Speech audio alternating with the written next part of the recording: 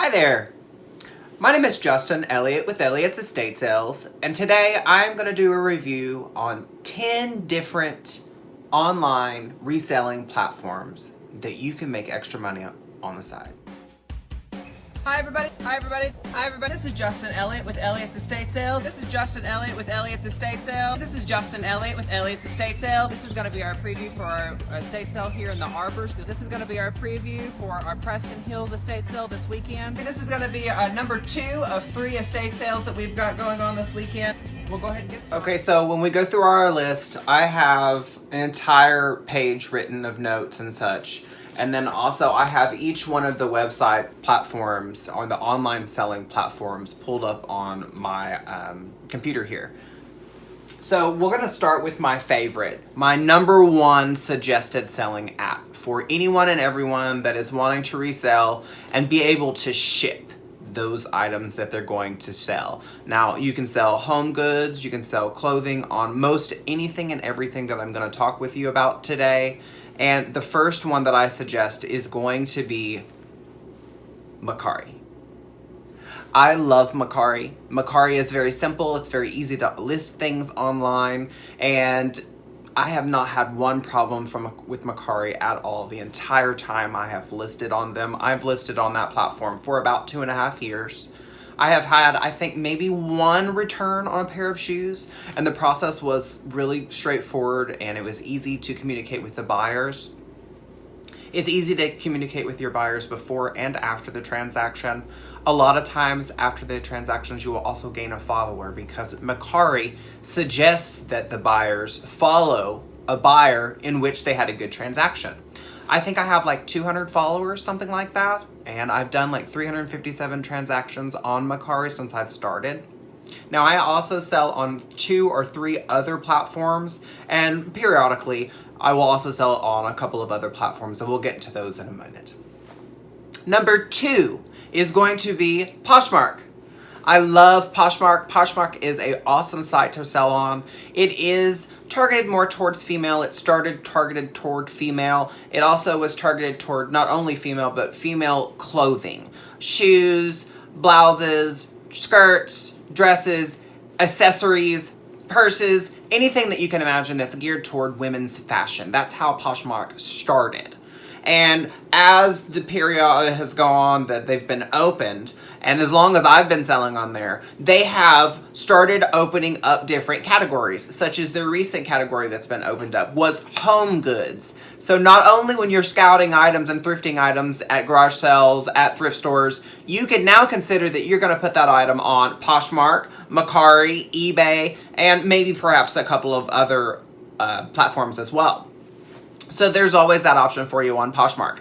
Poshmark also includes discounted shipping to their sellers, and or their buyers will pay for a lot of the shipping. Whereas on Mercari, you can elect to do free shipping, or you can elect for Mercari's shipping, and Mercari's shipping is a little bit expensive in my opinion.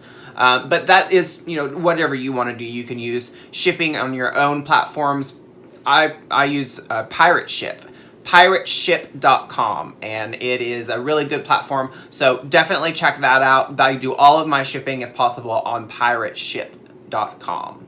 It's discounted shipping, and it's more of a corporate type discounted price, so definitely check that out. That's pirateship.com.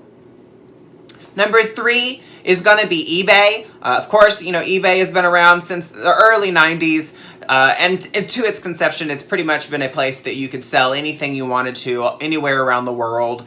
They used to, in the very beginning days, you would have to go to the post office to research how much something was going to sell for before you sold it to a buyer, because the buyer was going to be paying for the shipping. Now we've changed to eBay is charging obscene fees to promote your items over other sellers on their platform. Their commissions are very vague, and they're very, very expensive. You could sell something for a couple $100 and you only get 90 of it because of so many different fees.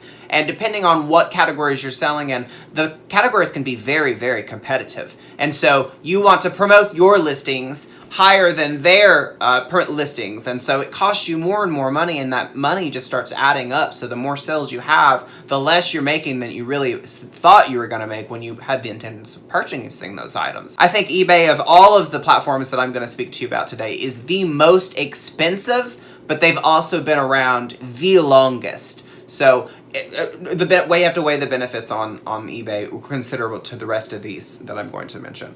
Now, 4 is going to be Amazon. Depending on what you're selling on Amazon and the categories that you sell on, whether you're doing retail arbitrage or you're maybe buying items to flip them on Amazon in some other way different than retail arbitrage.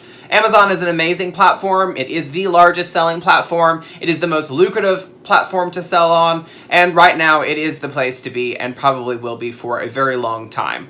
Now, that being said, I was a merchant fulfilled seller on books, and I say was. I haven't made a video about this yet, but I am no longer selling books on merchant fulfilled on Amazon, and I will get into the reasons why I've quit doing that, and they're all good reasons. But Amazon is going to be the number fourth to buy on, or the first to buy on, and number 4th to sell on, depending on what you can sell, what you can get approved to sell for, and Amazon's an amazing platform, so I think everybody knows that. I don't think I have to sell you that on that. Number 5 is going to be Etsy. I do like Etsy. Etsy is more geared toward vintage, antique goods, a lot of smaller type goods. I've had really good luck selling crochet blankets, quilts, anything that's artwork related, vintage items that you would find that are just picture perfect and the perfect item, and they're rare.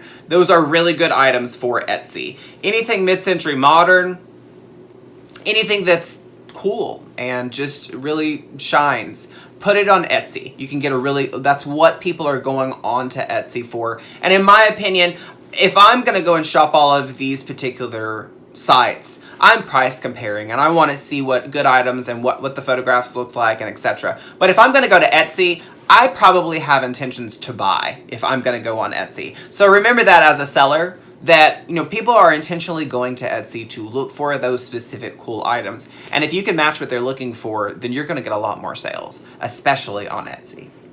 Next one is going to be Bonanza. Bonanza, in my opinion, is not very developed here in the United States, and it's not very popular. I did sell on Bonanza for about 8 months.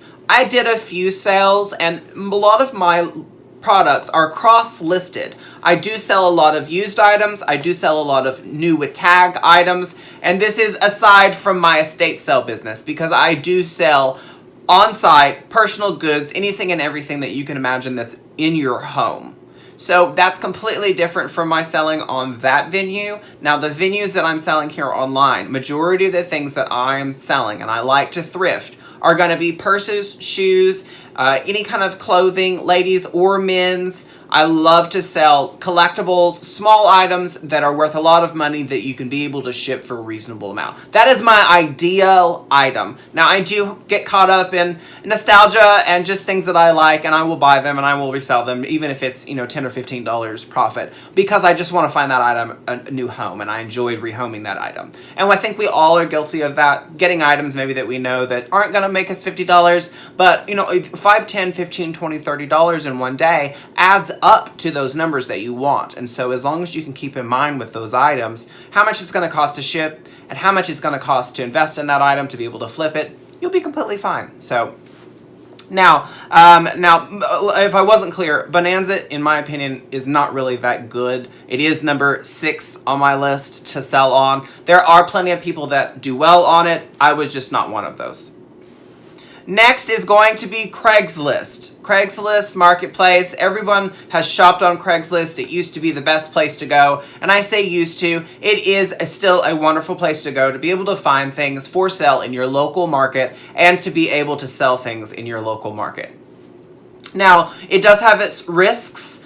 For one, there is no return policies on Craigslist for the most part. You are literally doing business to business with a normal, individual person, and once you buy things, a lot of them are not going to come with any kind of return guarantees, any kind of satisfaction guarantees, as is, where is. It's just like an estate sale, and you're going to find people that are scammers. You could, meet with somebody that maybe in not the best of spot, and they could rob you. There are lots and lots of downsides to Craigslist, but there are lots and lots of upsides to Craigslist. For one, you don't have to pay shipping. A lot of times you're going to be able to sell your items pretty quickly and for cash, or Venmo, or Cash App, or however it is that you like to get paid. A lot of these folks that are going to buy stuff are going to be completely comfortable with doing that because they're going to meet you face to face, and it is a transaction that is personal.